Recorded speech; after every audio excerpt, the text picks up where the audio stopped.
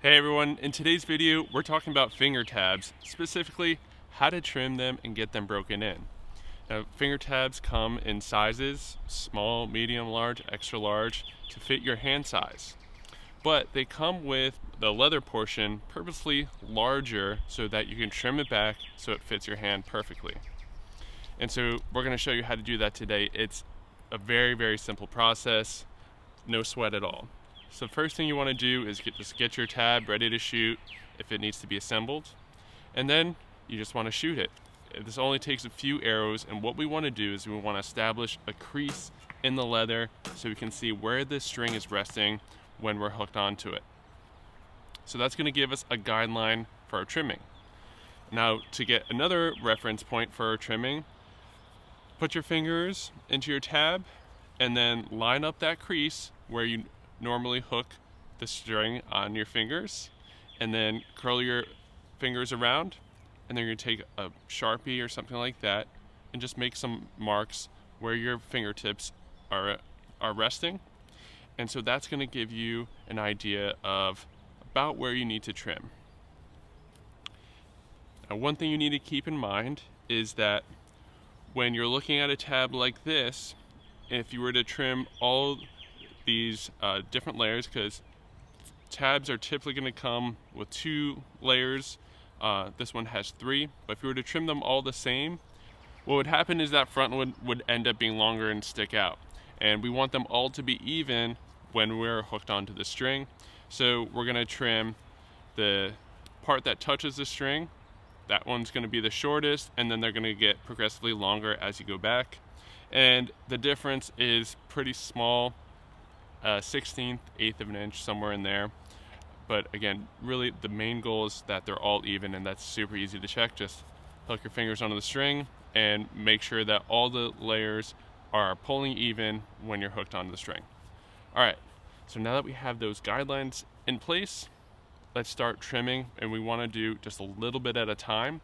I like to trim the front face first because, again, that's going to be the shortest, and then I can trim the back layers to match it.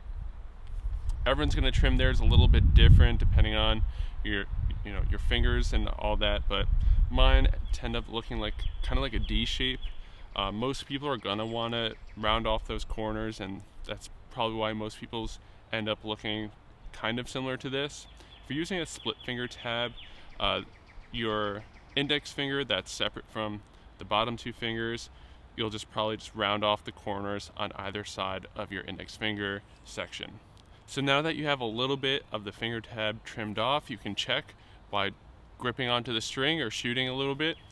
And if you feel the tab hit your face as you release, you still have more to go. If it's impeding your anchor point, you still have to trim more off. And really, we want the least amount of leather left on the tab, so we just have only the amount of leather necessary to protect our fingers. I think that's a better way of putting it. So we just want to have enough leather on there to protect our fingers, as we're hooking onto the string and as the string is leaving our fingers, and no more.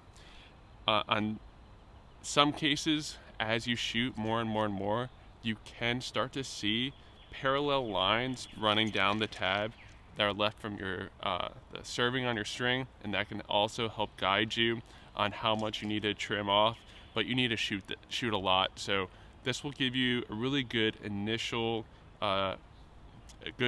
trim, and if you want to refine it further, you can use those lines as a reference. But in most cases, you're gonna get it pretty close with this method. So keep trimming a little at a time. You can't put any leather back on, so just keep going a little at a time, especially the first time you're doing this.